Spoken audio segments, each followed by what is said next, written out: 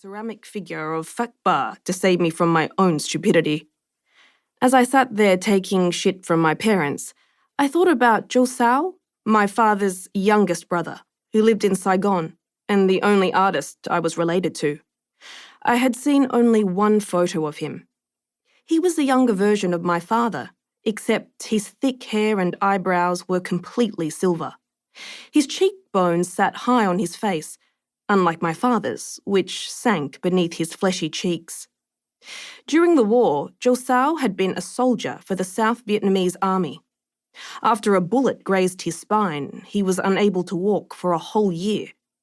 When he regained the strength in his legs, he had a limp where his right leg shook and lagged a second after his left leg. In the years after Saigon fell, he was unable to find a job because of his gammy leg and because he had fought for the wrong side. Zhou Sao started carving objects out of wood discarded by local carpenters and sold his sculptures down at Jolong for pennies. One Christmas, he sent over a wooden Minnie Mouse wall hanging that he had made. My parents told me that Zhou Sao had to become an artist as a means of survival. Now I wondered whether that was true. What if Zhou Sao wanted to create intricate sculptures of ships, buffaloes, and flowers after being paralysed for a year? Everything I knew about Vietnam, the place, its people, its culture, was filtered through my parents. In the week leading up to my grand announcement, I had written and rehearsed a monologue in Vietnamese and English. I planned to deliver the piece in both languages, Vietnamese for my ba and mère, English for cousin Duc. I typed the following into Google Translate. Dad, Mum, and whoever else is here for moral support. That's you, Duc. I have thought a lot about this and have decided to drop my law degree.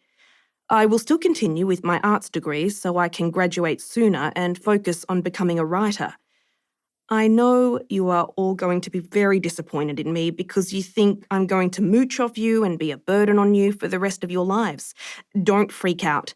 I've submitted 40 job applications and have a few interviews lined up in the coming weeks. I will prioritise finding a full-time job. I just cannot survive in a classroom for another 3 years. I practiced this monologue in my room, in front of the mirror, holding a hairbrush like a teen hero in Lizzie McGuire or Degrassi.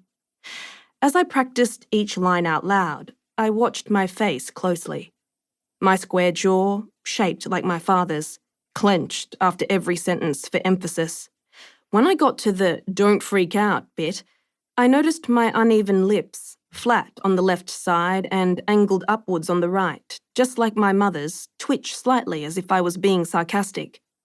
I kept practicing those 3 words, trying to suppress my mother's anxious twitch. That night, after my grand announcement, I sat on my bed with my laptop propped up on a pillow, clicking refresh on my emails, hoping for more job interviews to come through. At 1 a.m, a new email appeared. A promotional deal from Domino's. 3 pizzas and a garlic bread for $30. I shut down my laptop and reached for Nam Le's The Boat.